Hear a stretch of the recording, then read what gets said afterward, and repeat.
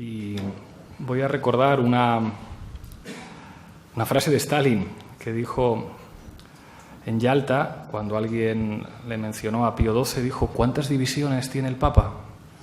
Porque aquí se manda en función de las divisiones.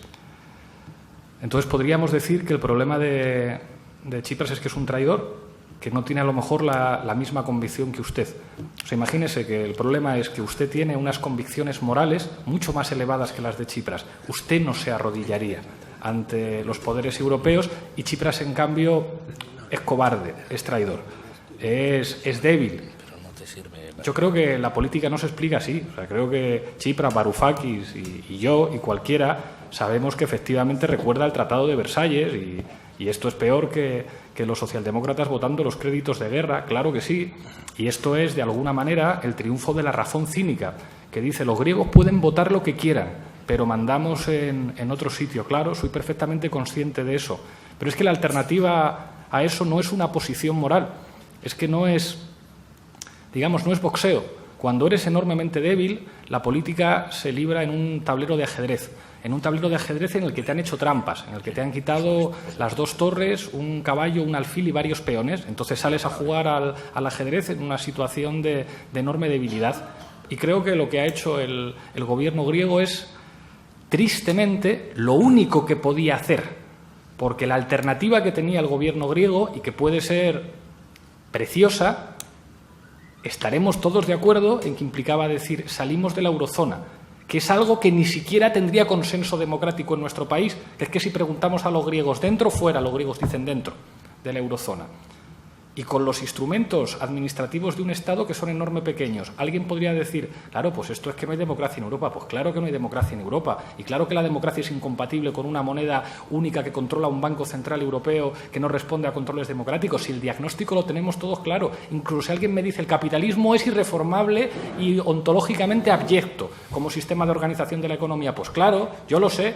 Y las clases sociales son un elemento fundamental para entender el desarrollo histórico en los últimos 400 años. Ninguna duda. Pero entonces, ¿hacemos política o nos volvemos todos a la academia a seguir haciendo diagnósticos geniales de lo mal que va el mundo? Es decir, el problema con el que se ha encontrado el gobierno griego es que no tiene divisiones.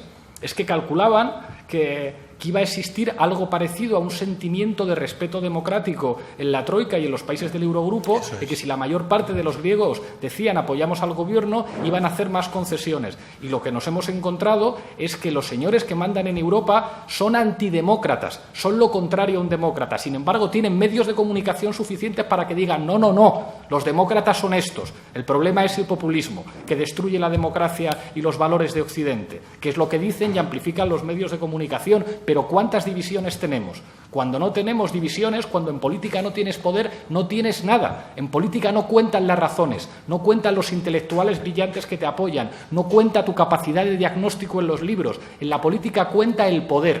Y un Estado del sur de Europa tiene muy poquito poder. Y en la intervención anterior apuntaba: ¿qué es lo único que podemos hacer?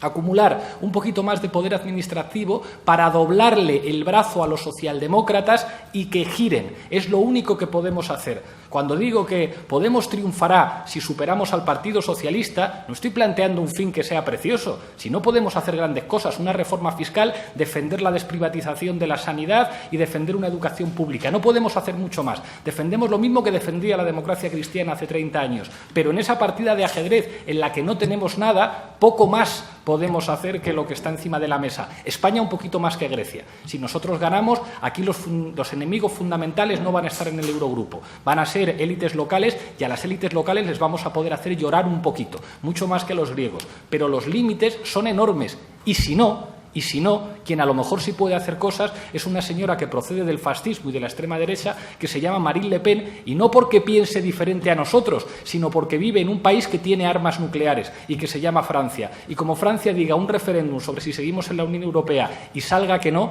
y establezca alianzas diplomáticas con Rusia, entonces a lo mejor estaremos en vísperas de la Tercera Guerra Mundial, pero seguro que cambiarán muchas cosas. ¿La política es bonita? No, es absolutamente horrible, abyecta, es lo peor, pero esto es, digamos, estamos hablando de un libro, es decir, esto no es una rueda de prensa en la que hablamos en otros términos. Lo que ha demostrado la situación que hay en Europa es que la política depende del poder que tienes.